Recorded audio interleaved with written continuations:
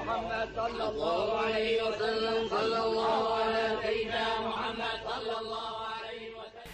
بسم الله الرحمن الرحيم. الحمد لله رب العالمين والصلاة والسلام على سيدنا محمد وعلى آله وصحبه وسلم. اللهم علمنا ما ينفعنا وانفعنا بما علمتنا وزدنا علما. Je commence par le nom de Allah, le tout miséricordieux, le miséricordieux. La louange est à Allah, Seigneur des mondes, et que Dieu accorde davantage de bénédictions à notre prophète Muhammad sallallahu alayhi wa sallam, à ses pieux compagnons Abu Bakr, Omar, Uthman wa Ali, et tous ceux qui les ont suivis sur la voie de la droiture. Donc, comme à notre habitude, pour les nouveaux, ceux qui nous rejoignent, nous enseignons le livre Husn Tafahumi wa Dark di Mas'alati Tark du Cheikh Al-Hafiz Sayyidi Abdullah Al-Ghumari Ghafarallahu lahu wa liwalidayhi. Donc nous enseignons le livre La bonne compréhension sur la question du délaissement. Ce qui est visé par le délaissement, c'est-à-dire ce que le prophète sallallahu alayhi wa sallam n'a pas effectué. Et la semaine dernière, nous avions cité la parole du Hafid Abdullah al-Ghumari, qu'Allah lui fasse miséricorde, comment il a répondu à ce qu'avait dit Ibn Sam'ani. Ibn Sam'ani, il avait dit que c'était un devoir de délaisser ce que le prophète avait délaissé, et il s'était appuyé pour affirmer cela sur le hadith où le prophète sallallahu alayhi wa sallam a délaissé la consommation de la viande du lézard. Et le Hafid Abdullah al-Ghumari, qu'Allah lui fasse miséricorde, a dit au contraire, c'est une preuve que ce que le prophète sallallahu alayhi wa sallam a délaissé, il n'est pas un devoir pour nous de le délaisser, tant qu'il n'y a aucune indication. La preuve en est que le prophète a dit à Khalid bin Walid, qui lui a demandé est-ce que c'est haram de consommer la viande du lézard, il lui a dit non, ce n'est pas haram, mais j'en éprouve l'aversion. Aussi, que le prophète sallallahu alayhi wa sallam n'a pas blâmé Khalid bin Walid lorsqu'il lui a posé la question. Il n'a pas dit pourquoi me poses-tu la question, ne sais-tu pas que ce que j'abandonne, vous devez l'abandonner. Donc dans un premier temps, il avait répondu à Ibn Sam'ani, et aujourd'hui nous allons voir qu'il va répondre, ou plutôt il va répliquer à Ibn Taymiyyah. Donc comme à mon habitude, je vais lire le texte en arabe, ensuite je donnerai la traduction, et cela sera suivi par un commentaire en français, Inch'Allah. قال سيدي عبد الله الغماري رحمه الله ورضي الله عنه كلام ابن تيمية سئل عمن يزور القبور ويستنجد بالمقبور في مرض به أو بفرسه أو ببعيره ويطلب إزالة الذي بهم أو نحو ذلك، فأجاب جواب مطول، وكان مما جاء فيه قوله ولم يفعل هذا أحد من الصحابة والتابعين ولا أمر به أحد من الأئمة، يعني أنهم لم يسألوا الدعاء من النبي صلى الله عليه وآله وسلم بعد وفاته كما كانوا يسألونه منه في حال حياته. وقلت في رد عليه وأنت خبير بأن هذا لا يصح دليلا لما يدعيه، وذلك لوجوه. أحدها أن عدم فعل الصحابة لذلك يحتمل أن يكون أمرا اتفاقيا، أي اتفق أنهم لم يطلبوا الدعاء منه بعد وفاته، ويحتمل أن يكون ذلك عندهم غير جائز، أو يكون جائزا وغيره أفضل منه فتركه إلى الأفضل، ويحتمل غير ذلك من الاحتمالات، والقاعدة أن ما دخله الاحتمال سقط به الاستدلال. انتهى المراد منه.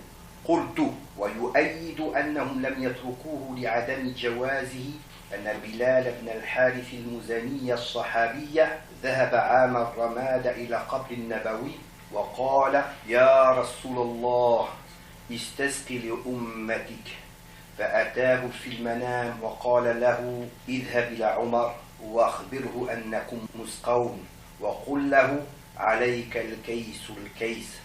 فأخبر عمر فبكى وقال اللهم ما آل إلا ما عجزت عنه، ولم يعنفه على ما فعل، ولو كان غير جائز عندهم لعنفه عمر. قال ابن كثير Sahih al-Isnad. Interprétation. Les propos d'Ibn Taymiyyah. Donc nous avions vu les propos de l'imam Sam'ani. Aujourd'hui nous allons voir le propos d'Ibn Taymiyyah sur la question. Ibn Taymiyyah, a été questionné sur ceux qui visitent les tombes et qui demandent l'aide par la personne inhumée pour sa maladie ou celle de son cheval. Il demande que disparaisse ce qu'il subit ou ce qui est du même genre. Il répondit en donnant une longue réponse. Et parmi ce qu'il a dit, et personne parmi les compagnons et les successeurs ne l'a effectué, et aucun grand imam ne l'a encouragé. Donc, ici, Ibn Taymiyyah a été questionné au sujet de celui qui va visiter les tombes et qui demande l'aide par la personne inhumée, parce qu'il est malade, ou il a cité des exemples. Donc il demande de l'aide de la personne inhumée. Comme par exemple si quelqu'un va à la tombe du prophète sallallahu alayhi wa sallam, il dit Ya Rasulallah, demande à Allah Ta'ala qui me guérit. Donc là, il demande l'aide du prophète. Il demande l'aide du prophète dans quel sens? Il fait un tawassul. Il dit au prophète, demande à Allah Ta'ala pour moi que je guérisse. Ibn Taymiyyah a répondu quoi? Il a répondu, et personne parmi les compagnons et les successeurs ne l'a effectué, et aucun grand imam ne l'a encouragé.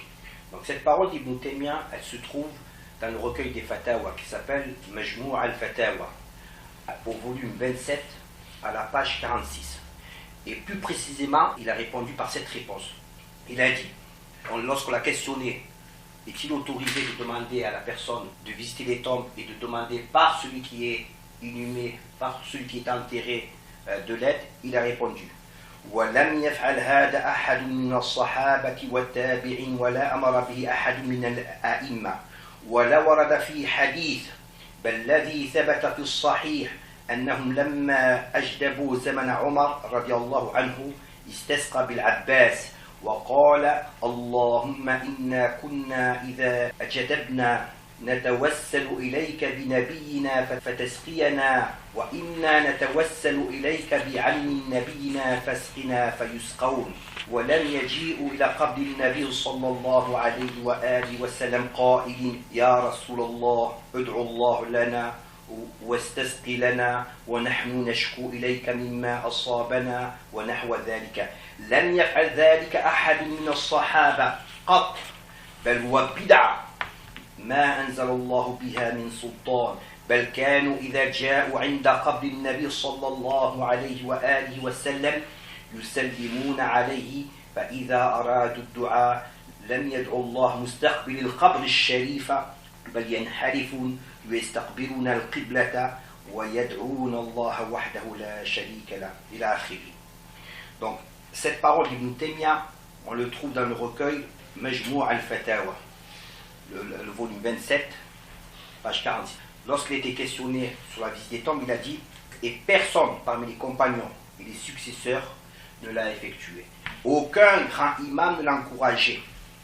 Et il n'a été rapporté aucun hadith. Sa prétention, nous allons voir que c'est une prétention qui est erronée.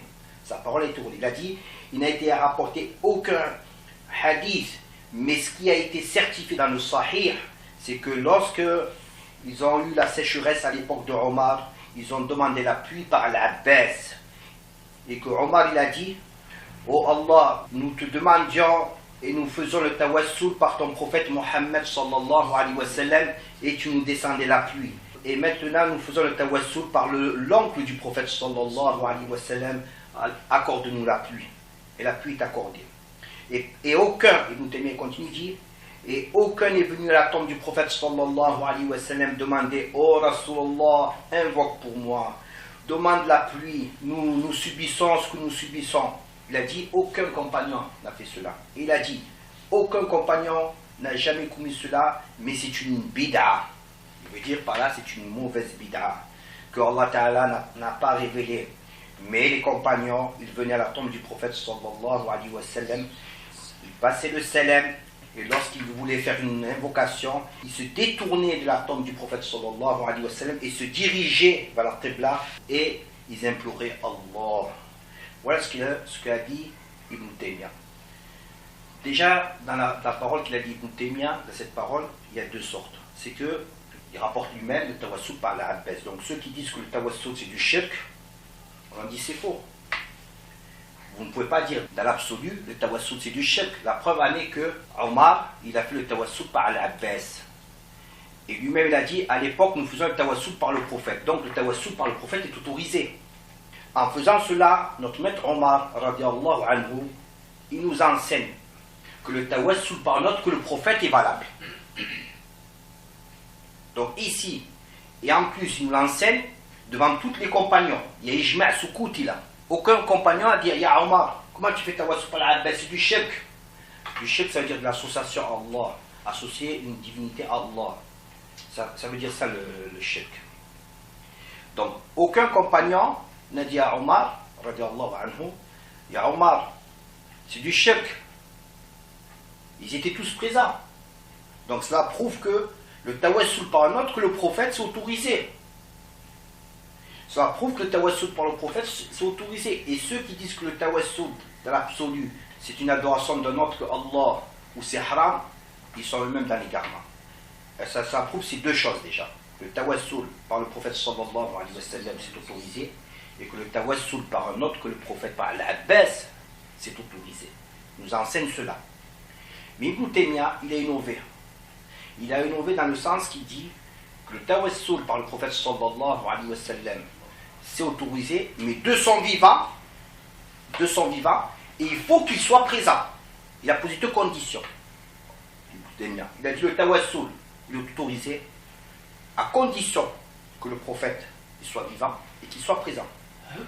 Et donc c'est pour ça qu'il a prétendu que aucun compagnon n'a fait le tawassul après que le prophète l'a quitté cette vie-ci. Il a prétendu cela. Et dans sa réponse, il a dit que les compagnons y venaient devant la tombe du prophète sallallahu alayhi wa sallam, ils se détournaient de la tombe du prophète. Contrairement à ce qu'enseigne l'imam Malik. L'imam Malik, nous avons vu que lorsque le calife lui a demandé, Ya Malik, est-ce que je me dirige vers la tombe du prophète sallallahu alayhi wa sallam ou vers la qibla? L'imam Malik, qu'est-ce qu'il a dit, radiallahu anhu? Il a dit, tu te diriges vers le prophète sallallahu alayhi wa sallam. Il est ton intermédiaire, l'intermédiaire de ton père Adam. Parce que notre père Adam alayhi salam, lorsqu'il a approché l'arbre, il a pris comme intermédiaire le prophète Mohammed sallallahu alayhi wa sallam. Il a dit, Ya Allah, pardonne-moi les péchés par Mohammed sallallahu alayhi wa sallam. Ça c'est l'imam Malik qui l'enseigne. Ibn Taymiyyah, il vient et dit, il se détourne de la tombe du prophète, il se dirige vers la Kaaba. La Kaaba n'est pas une qibla obligatoire dans les invocations. La Kaaba, elle est créée. La Kaaba, elle est créée, c'est makhlour. Et qu'est-ce qui est mieux? La Kaaba qui est créée ou le prophète qui est créé? Le prophète sallallahu alayhi wa sallam. Donc, puisqu'il n'y a pas de loi qui dit que pour faire les invocations, il faut se diriger vers la qibla. Alors, ça veut dire quoi? Ça veut dire qu'il est autorisé de se diriger, et personne n'a entendu personne dire, lorsque tu fais une invocation, tu dois te diriger vers la qibla. C'est faux celui qui dit ça. S'il dit c'est mieux, d'accord. C'est mieux par rapport aux autres endroits. Mais lorsqu'on a la Kaaba, on a le prophète sallallahu alayhi wa sallam, il ne s'agit pas de la prière. Il n'y a pas de loi qui dit que pour faire les invocations, il faut se diriger vers la qibla. Eh bien, entre la Kaaba qui est créée et la tombe du prophète sallallahu alayhi wa sallam, eh bien, c'est mieux de se diriger vers le prophète sallallahu alayhi wa sallam. Lui, Ibn Taymiyyah dit non. Il dit, on se dirige vers la qibla et on laisse le prophète derrière notre dos, sallallahu alayhi wa sallam. Alors que l'imam Malik, c'est un célèbre, qui a dit, aucun grand imam n'a encouragé, on va répliquer à sa parole.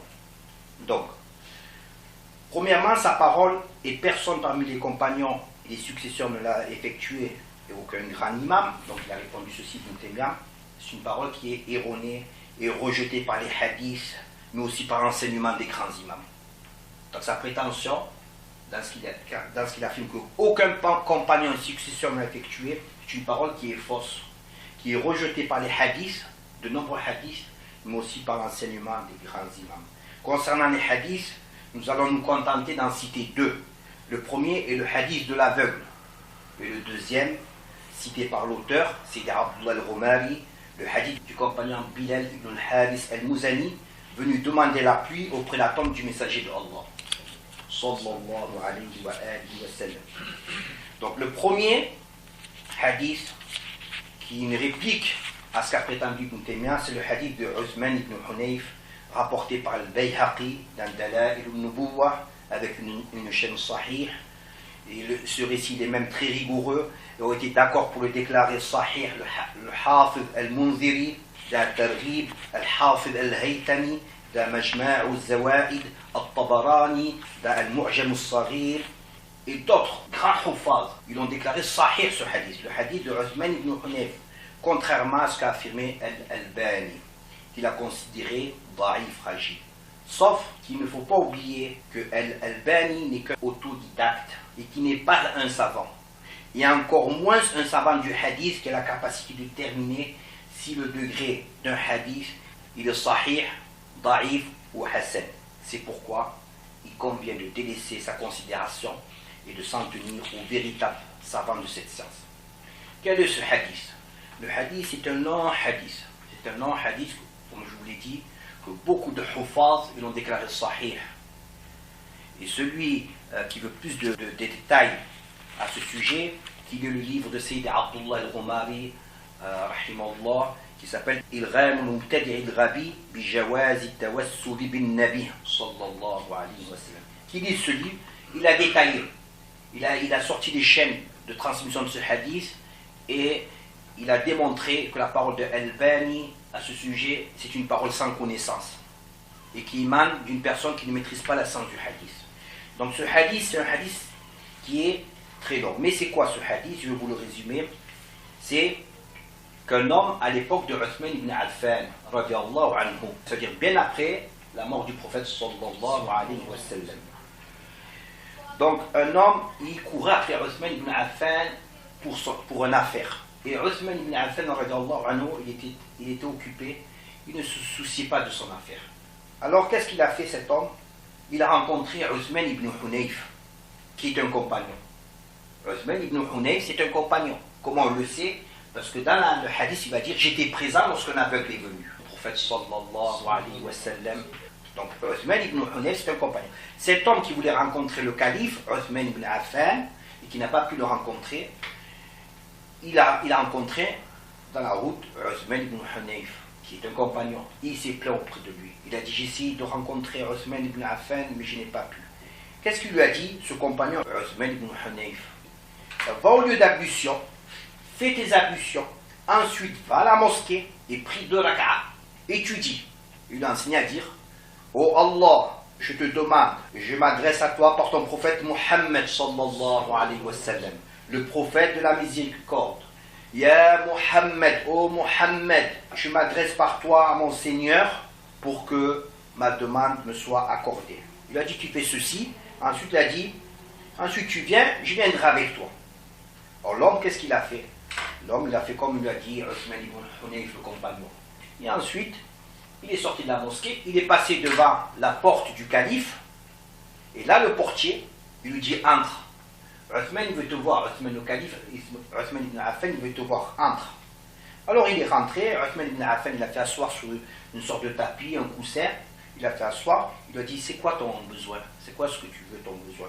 Il lui a dit son besoin, et Uthman lui a réglé son affaire. Il lui a réglé son affaire. Il n'est pas précisé de quelle affaire il s'agit. Est-ce que c'est sur un terrain, sur un... Il n'est pas précisé. Donc, c'est une affaire de la... C'est une affaire que Uthman, c'est un calife. C'est le calife, c'est lui qui pouvait la régler. Donc, il lui a dit, Uthman, il a dit, Wallahi, j'avais oublié ton affaire, j'y ai pensé maintenant à ton affaire. Et donc, il lui a réglé son affaire. Il lui a dit, si un jour tu as un besoin, tu reviens me voir, il n'y a pas de problème. Et cet homme, il est sorti de chez le calife, son affaire a été réglée. Et qui il rencontre? Il rencontre le compagnon Uthman ibn Hunayf qui lui avait donné ce conseil. Et ce qu'il ne sait pas, cet homme, il croit que c'est Uthman ibn Hunayf qui était parlé au calife. Il lui a dit Jazakallahu khayran, barakallahu fik. Tu lui as parlé et il a réglé mon affaire. Et Uthman ibn Hunayf a dit Wallahi, je ne lui ai pas parlé. Il a dit par Allah, je ne lui ai pas parlé. Mais j'étais présent à l'époque du prophète sallallahu alayhi wa sallam. Quand il dit j'étais présent à l'époque du prophète, c'est que c'est un compagnon. C'est un compagnon qui a enseigné à cet homme de faire le tawassul, alors que le prophète sallallahu alayhi wa sallam a quitté cette vie depuis longtemps. Il y a eu l'époque d'Abu Bakr, Omar, Uthman. Donc il a dit j'étais présent lorsqu'un aveugle est venu se plaindre au prophète sallallahu alayhi wa sallam. de sa cécité. Et le prophète l'a dit, persévère. Il a dit, ah Rasulallah, j'ai personne pour me diriger, c'est difficile pour moi. Alors le prophète sallallahu alayhi wa sallam lui a dit, va au lieu d'ablution, fais 2 rak'a et tu fais la demande que nous avons citée. C'est-à-dire le tawassul par le prophète sallallahu alayhi wa sallam. Et Uthman ibn Hunayf, il continue, il dit, Wallahi, on ne s'était pas séparés. Ça n'avait pas duré longtemps, notre assemblée, que l'homme est revenu parmi nous et il avait retrouvé la vue. Donc, dans ce hadith, on tire quoi de ce hadith? Donc ça c'est un hadith où le compagnon Uthman ibn Hunayf, il a enseigné le tawassul, c'est un compagnon. Ibn Taymiyyah dit, aucun compagnon ne l'a jamais fait. Il dit, aucun compagnon n'a enseigné. Donc, dans ce hadith, on tire plusieurs leçons qui nous sont utiles. Le premier, c'est que le prophète sallallahu alayhi wa sallam a enseigné à son époque le tawassul à l'aveugle. Non seulement il dit qu'aucun compagnon ne l'a fait, mais le prophète l'a enseigné à l'aveugle. Deuxièmement, regardez bien, le prophète sallallahu alayhi wa sallam demande à l'aveugle de se rendre au lieu d'ablution et d'effectuer le tawassul. Il ne lui a pas dit, le prophète sallallahu alayhi wa sallam, tu vas faire les ablutions, tu fais de la et tu viens à côté de moi pour faire le tawassul. Il faut que tu sois à côté de moi. Il ne lui a pas dit cela. Il lui a dit au contraire, et non, va là-bas, va au lieu d'ablution. Fais 2 rak'a. Et tu fais cette demande. Est-ce qu'il lui a dit de revenir auprès de lui? Est-ce que le prophète lui a dit de revenir auprès de lui? Il a délaissé, entre guillemets, pour eux qui s'appuient à lui dire ce que le prophète il a délaissé, c'est interdit de le faire. Oh. Qu'est-ce qu'il a, le prophète, il a délaissé de lui dire de revenir. Donc, selon leur base à eux, ce serait interdit de dire de revenir, de le faire auprès du prophète. Donc, le prophète, sallallahu alayhi wa sallam, il lui a demandé de se rendre au lieu d'ablution, d'effectuer le tawassul. Il ne lui a pas demandé de revenir près de lui pour faire cette demande. Comme le prouve la parole du compagnon, il a dit, Wallah, on n'avait pas terminé notre discussion, que l'homme est revenu parmi nous. Donc, l'homme, il a fait quoi? Le tawassul par le prophète, alors qu'il n'était pas en sa présence. Et lorsqu'il est revenu, le prophète sallallahu alayhi wa sallam, il ne lui a pas dit, comment as-tu fait cela? Comment tu as fait le tawassul alors que je n'étais pas auprès de toi? Il ne l'a pas dit. Donc ça, c'est la deuxième enseignement que l'on peut tirer. Le troisième enseignement, c'est que le compagnon Uthman ibn Hunayf, à l'époque du troisième calife, il a enseigné ce tawassul alors que le prophète sallallahu alayhi wa sallam n'est plus parmi eux. Il n'est plus parmi eux. Ça, c'est la deuxième histoire de Uthman ibn Hunayf avec cet homme. Elle s'est passée à l'époque du calife Uthman ibn Affan. L'histoire de l'aveugle, c'est à l'époque du prophète. Mais même si on se contente, parce que certains comme Elben, ils vont vous dire non. C'est là qu'on réplique, nous. On va dire non, mais la partie qui est sahih n'est que la partie de l'aveugle à l'époque du prophète sallallahu alayhi wa sallam. Mais là aussi on réplique. Cet aveugle, il a fait le tawassul auprès du prophète où il est parti. Parce qu'Ibn Taymiyyah dit, pour que le tawassul il soit autorisé, il faut que ce soit par le prophète et qu'il soit présent et vivant. Pourquoi il dit ça? Pourquoi il dit ça? Parce que Allah Ta'ala, il ne lui a pas donné une bonne compréhension à ce sujet. C'est pour ça que certains savants, en parlant d'Ibn Taymiyyah, un grand nombre, il n'y a pas que Al-Haythami qui a dit, c'est un grand nombre de savants, en parlant d'Ibn Taymiyyah, ils ont dit ilmuhu akbaru min aqlihi. Sa connaissance de la religion est plus importante que sa raison. Ça veut dire que sur ce sujet, il a contredit les compagnons, mais il n'est pas là. C'est un problème. Mais en plus, il prétend, lui. Il ne s'arrête pas de dire non, c'est Hab. Il prétend, et c'est là qu'il trompe les gens. Il prétend qu'aucun compagnon ne l'a fait. Ça n'a jamais été rapporté dans un hadith. Je vous ai rapporté toute sa parole où il dit aucun compagnon est venu demander au prophète auprès de sa tombe. Je vous ai rapporté sa parole complète. Et j'ai cité la source. Donc, pour revenir, donc, le compagnon Uthman ibn Hunayf, à l'époque du troisième calife, Uthman ibn Affan, il a enseigné ce tawassul, alors que le prophète sallallahu alayhi wa sallam n'est plus parmi eux. Donc, il n'est plus parmi eux, c'est un compagnon qui l'a fait. Mais même le prophète sallallahu alayhi wa sallam, lorsque l'aveugle a fait le tawassul, il n'était pas près du prophète. Il n'était pas près du prophète. C'est le prophète qui l'a enseigné le tawassul. Vous ne pouvez pas dire que c'est du kufr ou du shirk. Il faut savoir que ceux qui disent que le tawassul de l'absolu du shirk ou du kufr, ce sont des ignorants. Parce que le tawassul, il y a plusieurs forme de tawassul. Il y a le tawassul par les noms de Allah. Allahumma inni as'aluka bi asma'ika al-husna. Oh Allah, je te demande par tes noms les plus parfaits. C'est un tawassul par les noms, c'est une demande par l'intermédiaire des noms de Allah. Comment un ignorant, il vient, il vous dit que le tawassul c'est du shirk, c'est du haram. Donc, par les noms d'Allah, on peut le faire. Par le prophète, est-ce qu'on peut faire le tawassul par le prophète? Oui, la parole de Omar. Il a dit, lorsqu'il a voulu demander appui, nous faisons le tawassul à l'époque du prophète sallallahu alayhi wa sallam, et maintenant nous faisons avec son oncle. Son oncle Al-Abbas. Pourquoi? Pour la baraka. Pour la baraka. Et ça, c'est pour nous enseigner qu'on peut le faire avec le tawassul avec un homme qui est vertueux. Donc aussi, là aussi, le tawassul pas avec un homme, avec le prophète, mais aussi avec un homme. On a le récit où les trois sont rentrés dans la grotte. Ils ont fait le tawassul par quoi? Par leurs actes. Donc de prétendre et de dire que le tawassul c'est du shirk, c'est de l'ignorance. Et peu importe celui qui dit c'est du shirk, peu importe le titre que les gens ont pu lui donner, que certains groupes ont pu lui donner. Shirk l'islam, le grand shirk des chouyours. Nous on ne se base pas sur les titres, on se base sur la preuve. Si le plus petit des musulmans nous dit quelque chose qui est vrai, on dit c'est vrai. Tu as un diplôme? Non. Donc un diplôme, je dis quelque chose, c'est vrai, on joue sur la charia. Si celui qu'on lui a donné le titre de cheikh islam, l'imam de je sais pas quoi, il nous dit quelque chose qui est contraire à la charia, qui est contraire à la loi, on lui dit que c'est faux. Eh bien, nous t'aimons à ce sujet, il s'est trompé. Et les ulama, ils ont répliqué contre lui. Ils ont répliqué contre lui. Donc, on a tiré ces trois leçons du hadith de l'aveugle, du hadith de Uthman ibn Hunayf, et la quatrième, c'est que la personne qui avait un besoin auprès du calife, cet homme qui a rencontré le compagnon Uthman ibn Hunayf, soit au minimum c'est un tabi'i, c'est-à-dire un disciple d'un compagnon, soit c'est un compagnon, il est à l'époque des compagnons. Donc soit au minimum c'est un tabi'i, un disciple d'un compagnon, soit au maximum un compagnon. Et il a effectué ce tawassul alors que le prophète n'était pas près de lui, et tout ceci démontre que la parole d'Ibn Taymiyyah est erronée. Donc elle a dit aucun compagnon et les successeurs ne l'a effectué, c'est faux. Le deuxième hadith, on a dit que on va prouver que la parole d'Ibn Taymiyyah à ce sujet est fausse en citant deux hadiths. Le premier, c'est le hadith de l'homme qui voulait voir Uthman ibn Affan, qui se déroule à l'époque du califat de Uthman ibn Affan. Et même si cette partie, on faisait obstruction, comme essaye de le faire un certain groupe, de dire non, cette partie elle n'est pas valable. Mais le hadith de l'aveugle est pour du prophète sallallahu alayhi wa sallam, l'aveugle est parti. Le prophète ne l'a pas dit tu restes auprès de moi, tu fais ce tawassul auprès de moi.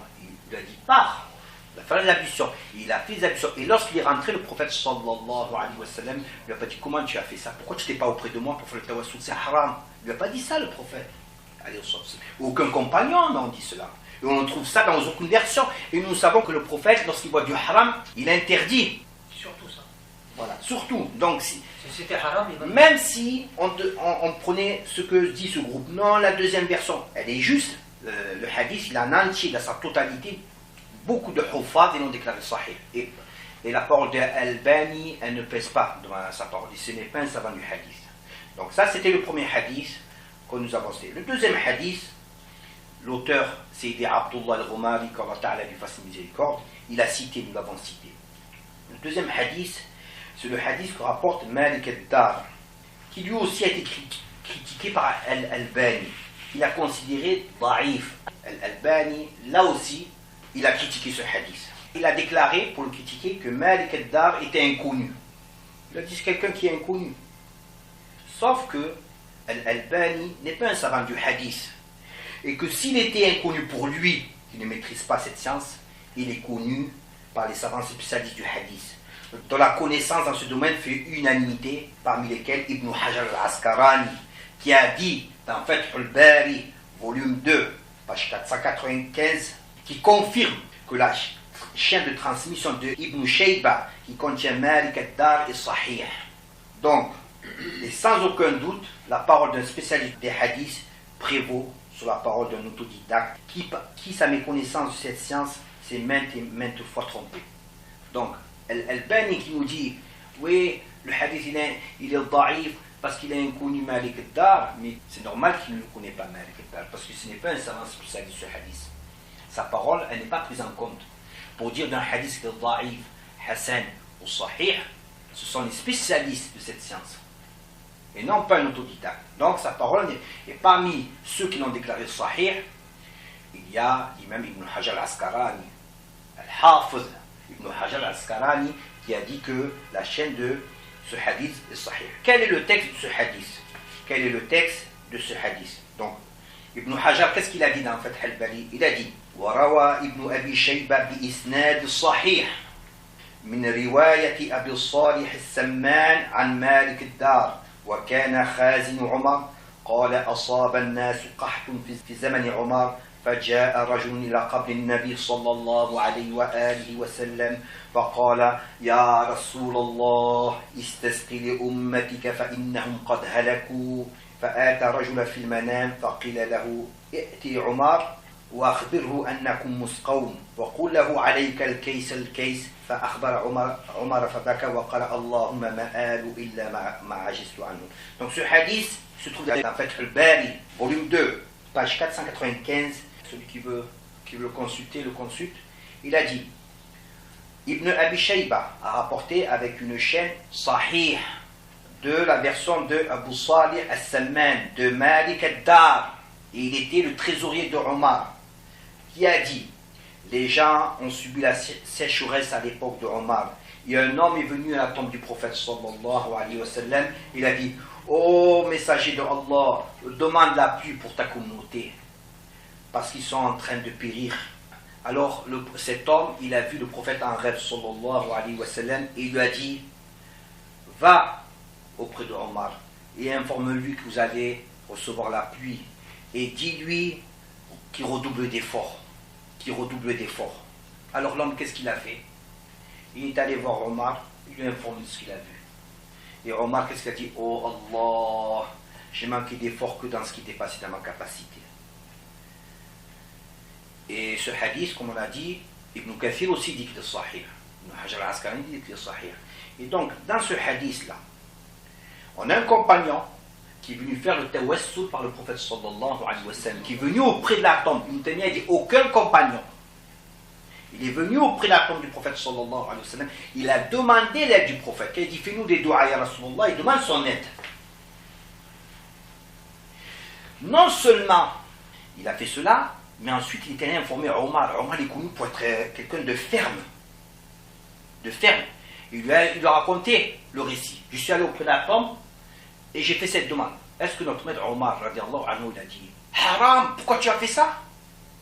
Est-ce qu'il a dit c'est haram, c'est du shirk? Au contraire, pourtant il est connu pour sa fermeté, notre maître Omar. Au contraire, il a pleuré, il ne l'a pas blâmé. Il a pleuré parce que déjà le prophète sallallahu alayhi wa sallam est venu le voir, il s'est adressé à lui dans le rêve. Et on connaît le degré de Omar. Malgré qu'il était, c'est quelqu'un de ferme, il a pleuré, il n'a pas blâmé ce compagnon. Donc pourquoi dire que c'est haram? Donc ça c'est le hadith, c'est le deuxième hadith qui réplique à Ibn Taymiyyah de sa prétention qu'aucun compagnon n'est venu auprès de la tombe du prophète sallallahu alayhi wa sallam. Aucun compagnon n'a demandé au prophète sallallahu alayhi wa sallam. Dans ce hadith, l'homme qui est venu à la tombe, c'est le compagnon Bilal ibn Haris al-Muzani. Donc, un compagnon est venu à la tombe du prophète sallallahu alayhi wa sallam et lui a demandé de l'aide, et ce après sa mort. Deuxièmement, ce compagnon a informé Omar de son acte. Et Omar, qui est connu pour sa fermeté, ne l'a pas blâmé. Il ne lui a pas dit tu as commis du shirk ou tu as commis un haram. Et cela prouve qu'il ne voyait aucun mal à cela. À partir de là, il apparaît que la parole de Taymiyyah prétendant qu'aucun compagnon, qu'aucun tabi'i ne visitait les tombes, ne demandait au prophète sallallahu alayhi wa sallam après sa mort, n'est pas vrai et non recevable. Donc voici, nous avons cité que 2 hadiths. Il y a un grand nombre de hadiths qui prouvent que le tawassul par le prophète sallallahu alayhi wa sallam, c'est autorisé.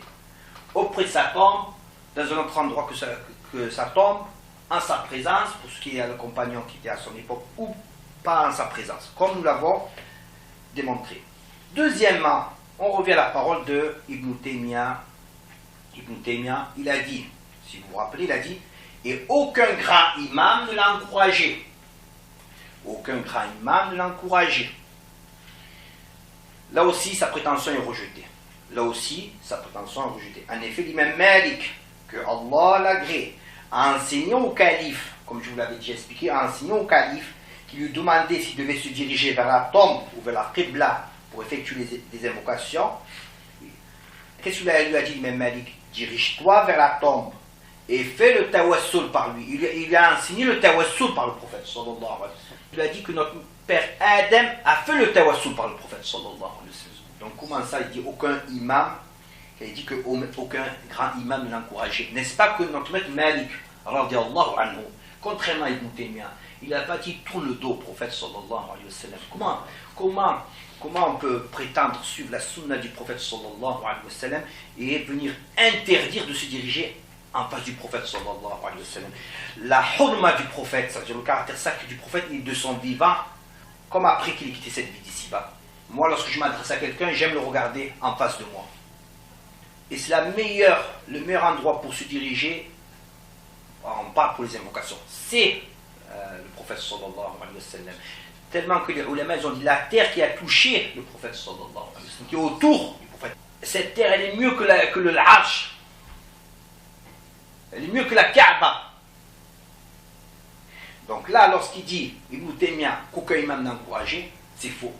L'imam Malik l'a encouragé par sa parole. Lorsqu'il a enseigné au calife de se diriger vers le prophète et lui a rappelé que c'était l'intermédiaire de son père Adam alayhi salam, il a enseigné, il a encouragé. C'est l'imam Malik.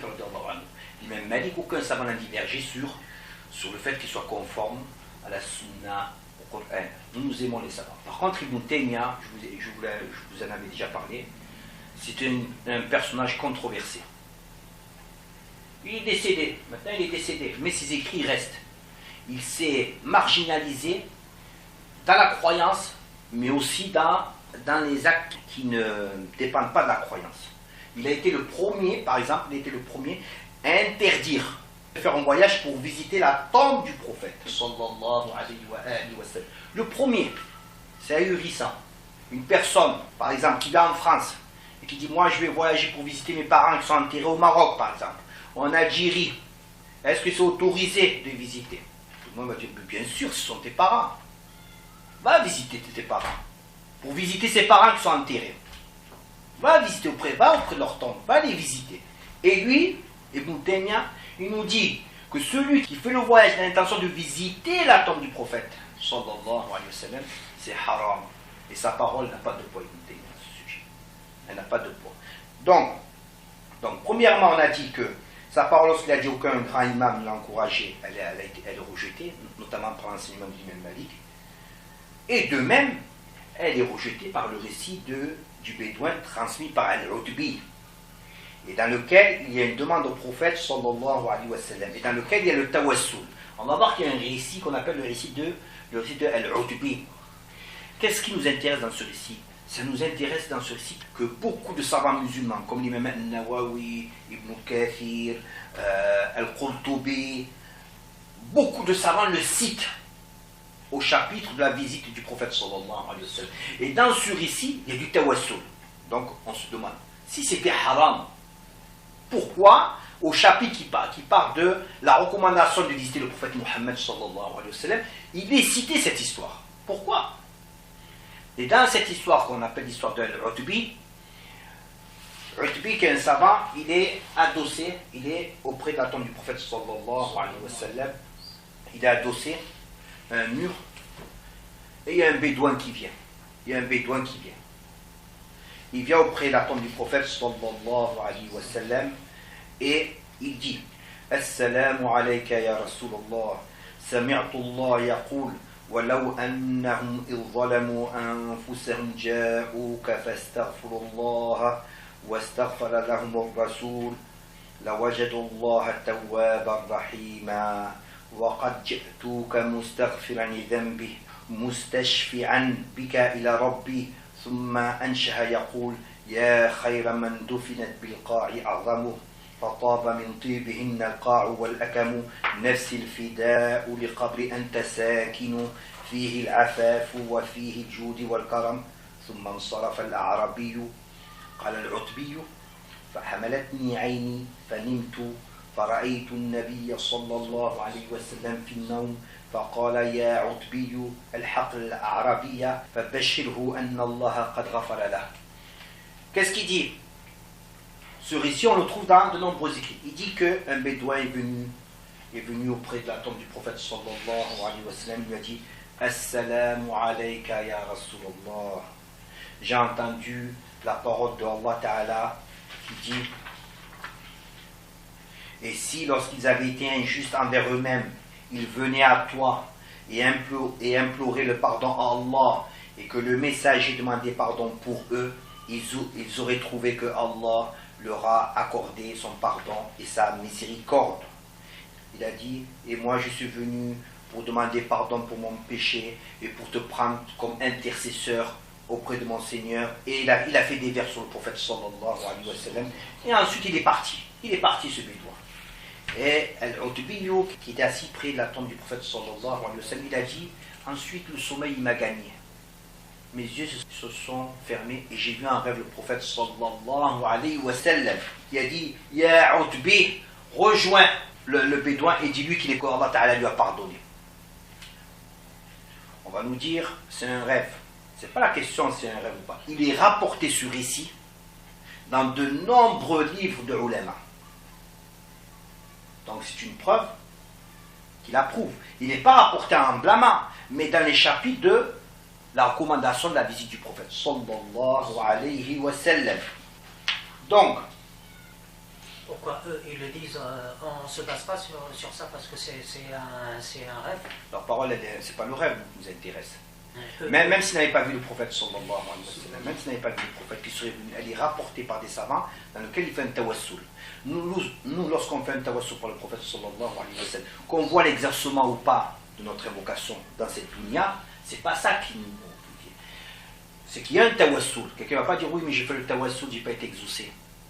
Nous le savons que lorsque nous faisons une demande à Allah Ta'ala, que ce soit directement à Allah Ta'ala ou par l'intermédiaire. Pourquoi on peut demander par l'intermédiaire on peut passer par l'intermédiaire. Le prophète alayhi sallam a enseigné à l'aveugle. Ibn Taymiyyah lui-même il rapporte que le prophète sallallahu alayhi wa sallam dans le recueil Majmou' al-Fatawa, il dit que le prophète sallallahu alayhi wa sallam il dit à Omar, si tu vois Uwais al-Qarani qui vient, demande-lui qui demande pardon à Allah Ta'ala. Pourquoi? C'est l'intermédiaire. Il dit prends cet intermédiaire qui demande pardon à Allah Ta'ala pour toi. Il n'aurait pas pu dire oh Omar demande à Allah Ta'ala pardon pour toi. Donc ce qui nous intéresse ici, c'est qu'il y a une demande à tawassul et que les ulama ils l'ont cité dans leurs écrits comme quoi c'est une bonne chose. Il a été cité où? Le récit de Al-Utbi. Le récit de Al-Utbi il a été rapporté par de nombreux savants de l'islam, parmi lesquels Al-Qurtubi dans son tafsir, Al-Nawawi dans son livre Al-Azkar, mais aussi dans son livre sur Al-Idah. À la page, dans son livre Al-Idah, c'est un livre sur les rites du pèlerinage, c'est à la page 453-454. Et d'autres savants nombreux. Et s'il suffisait d'en citer qu'un, nous citerons Muwafaquddin ibn Qudama al-Hanbali, ça nous suffirait. Pourquoi? Il nous suffit car Ibn Taymiyyah lui-même, il a dit au sujet d'Ibn Qudama Lam yadkhul ash-Sham ba'da al-Awza'i aqrahu min al-Muwaffaq. Il a dit personne n'est rentré dans la région de Shem après al-Awza'i plus avant que al-Muwaffaq. C'est quel Muwaffaq? Muwafaquddin ibn Qudama. C'est Ibn Qudama. Donc Ibn Taymiyyah, il dit que après Awza'i, on n'a pas vu une personne plus versé dans la science que Ibn Qudama. Voilà ce qu'il le dit. Qui rapporte cela? Le rapporte Ibn Rajab al-Hanbali dans son livre Al-Zaylu ala Tabaqat al-Hanabila, volume 3, page 286. Donc, pourquoi ce qui nous intéresse? Ibn Taymiyyah dit qu'Ibn Qudama c'est un grand savant. Il n'y a pas eu plus grand savant que lui à Hachem après Awza'i. Alors qu'est-ce qu'il dit?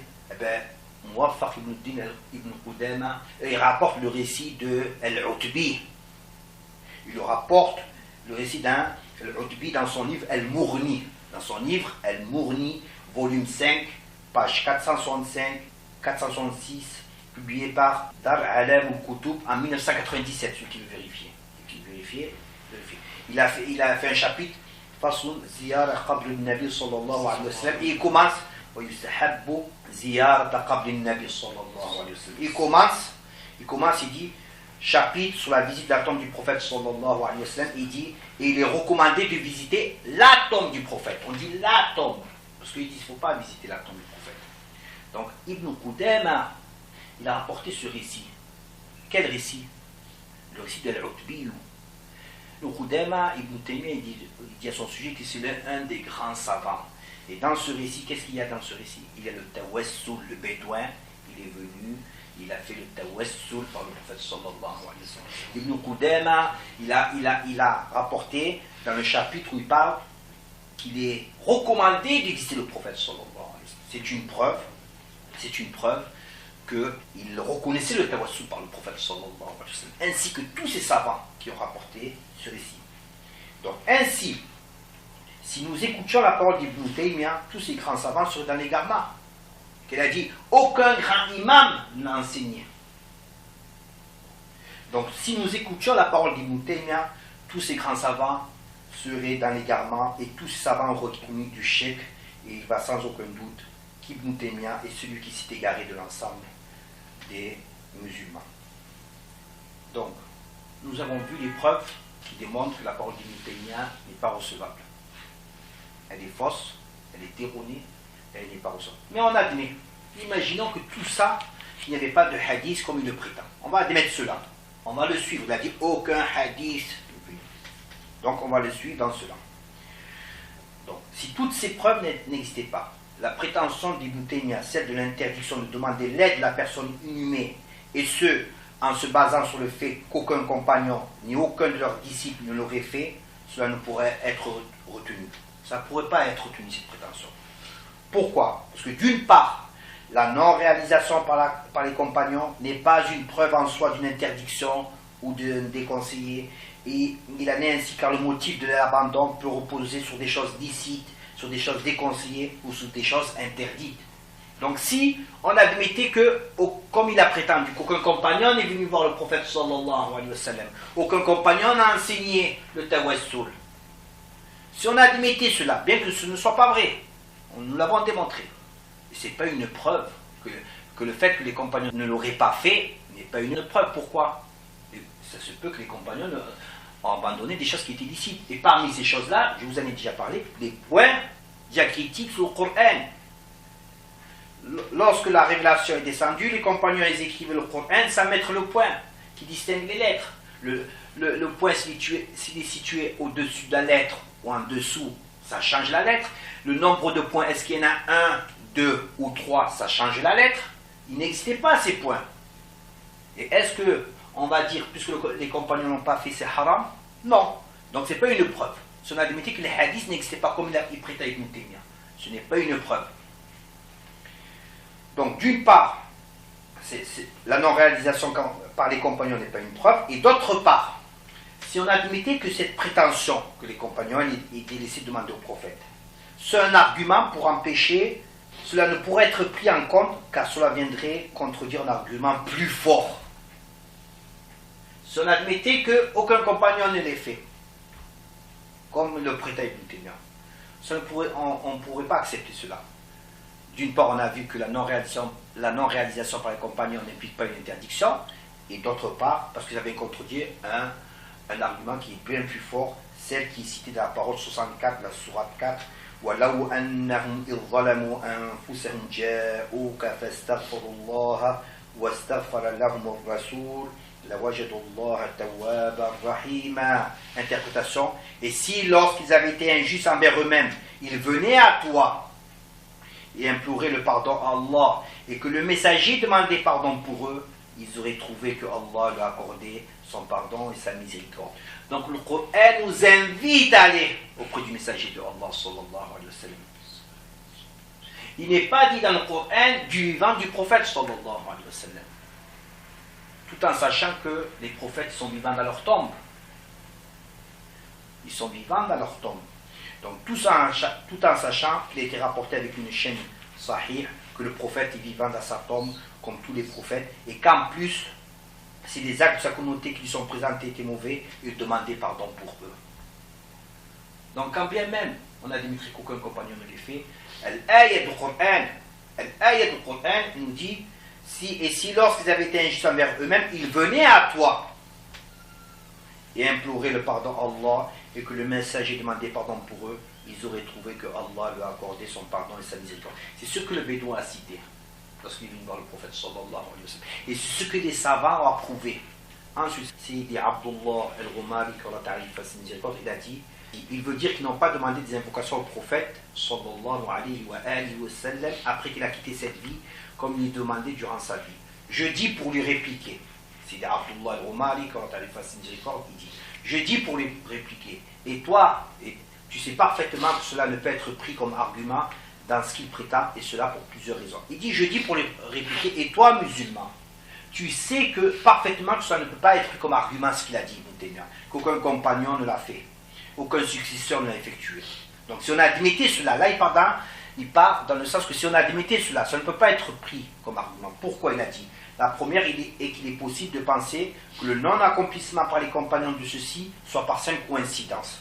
C'est-à-dire que par simple concours de circonstances, ils ne lui ont pas demandé d'invocation après qu'ils aient quitté cette vie d'ici-bas. Donc, si on admettait qu'aucun compagnon n'ait fait cette demande auprès du prophète sallallahu alayhi wa sallam, n'ait fait le tawassul, il a dit, si on admettait, alors que la réalité elle est différente, eh bien, ce sera un concours de coïncidence. Si personne ne l'a fait, ça ne veut pas dire que c'est interdit. Tout simplement, personne n'y a pensé. Et je vais citer l'exemple des points du Coran. D'accord? Je vais citer l'exemple des points du Coran, que le fait que les compagnons ne l'aient pas fait ne prouve pas une interdiction.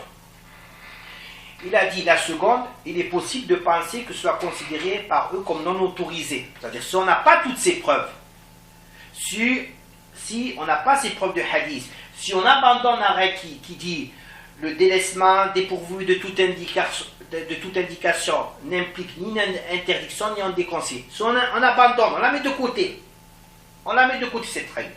Mais c'est possible de penser que ce soit considéré par eux comme non autorisé ou autorisé, mais qu'agir autrement était le mieux. Et c'est pour ça qu'il aurait laissé pour ce qui est mieux. Et il a dit, et d'autres suppositions pourraient être admises. Pourquoi il a dit toutes ces suppositions? Il a dit, et la règle veut que ce qui est sujet à supposition seul ne peut être pris comme argument. Donc ce qui est sujet à supposition, c'est possible que ce soit halal, c'est possible qu'il a abandonné parce que c'est interdit, par exemple. Si on admet, on oublie la règle. On oublie la règle, le seul délaissement n'implique pas l'interdiction ou le déconseil. Donc c'est possible qu'il a délaissé, c'est possible que ce délaissement, parce que ce soit interdit. C'est possible que ce ne soit pas interdit, il a délaissé parce que lui-même il en avait l'aversion. C'est possible, autre cas, qu'il n'a pas pensé. Mais comment ils ont tiré de dire que c'est interdit alors qu'il y a plusieurs suppositions? Sur quoi ils sont basés? Pourquoi ils n'ont pas dit que c'est autorisé? Donc se baser sur cette simple supposition dans ce cas-là, il ne peut pas faire preuve, on ne peut pas le prendre comme argument. Voilà ce qu'il dit. Ensuite il continue, il dit, et ce hadith, je vais terminer ici parce que je vous l'ai déjà expliqué, je dis, et confirme cela, c'est un hafid, le Cheikh Abdullah al-Ghumari, rahimahullah, c'est un hafid, lui-même il dit qu'il est sahih le hadith. Je dis, et confirme cela, à savoir qu'ils n'ont pas laissé pour raison que ce ne sera pas permis le fait que Bilal ibn al-Haris al-Muzani, le compagnon, s'est rendu l'année de la sécheresse auprès de la tombe du prophète sallallahu alayhi wa sallam, et il a dit, ô messager de Allah, demande la pluie pour ta communauté. Alors le prophète sallallahu alayhi wa sallam lui est venu en rêve et lui a dit, rends-toi auprès de Omar et informe-le que vous allez obtenir la pluie, et dis-lui qu'il redouble d'efforts, Alors il est parti en informer Omar, qui s'est mis à pleurer. Il a dit, oh Allah, j'ai manqué d'efforts que dans ce qui dépassait ma capacité. Et Omar ne l'a pas sermonné pour son acte, et s'il n'était pas permis, il aurait sermonné. Donc il a cité, il a appuyé ce qui confirme et qui vient répliquer la parole qu'aucun compagnon n'a pratiqué le tawassul de Bilal ibn Haris al-Muzani, que rapporte Malik al-Dar, et que les ulama spécialisés dans le sens des hadiths ont éclairé sahih. Ce compagnon est allé auprès de la tombe du prophète sallallahu alayhi wa sallam à l'époque de Omar. Le prophète alayhi wa sallam, il était enterré. Il est allé auprès de sa tombe, il s'est adressé directement au prophète. Ya Rasulallah, istasqi li ummatik. Ô messager de Allah, demande l'appui pour ta communauté. Et ensuite, ce compagnon, c'est un compagnon. Il est allé voir Omar, il lui a informé de ce qu'il a fait. Omar ne l'a pas blâmé. Il ne lui a pas dit c'est haram. Comment tu fais le tawassul après le prophète? Auprès du prophète, il est mort. Il ne lui a pas dit ça. Comment tu demandes au prophète? Il ne lui a pas dit ça, il ne l'a pas blâmé. Ni il lui a dit c'est haram, ni il lui a dit c'est du shirk. Ni il lui a dit c'est du shirk, ni il lui a dit c'est haram. Donc, après tout ça, nous savons de qui nous prenons notre religion. Nous suivons Al-Kitab wa Sunnah. Nous suivons les salafs. Nous avons cité la parole des salafs. L'imam Malik, qui était un salaf qui a enseigné le tawassul. Donc, nous suivons le Kitab wa Sunnah, et celui qui prétend autre chose, alors on lui conseille de lire des livres des ulama et de délaisser les livres de son groupe. Y a-t-il des questions? Barakallahu fikum.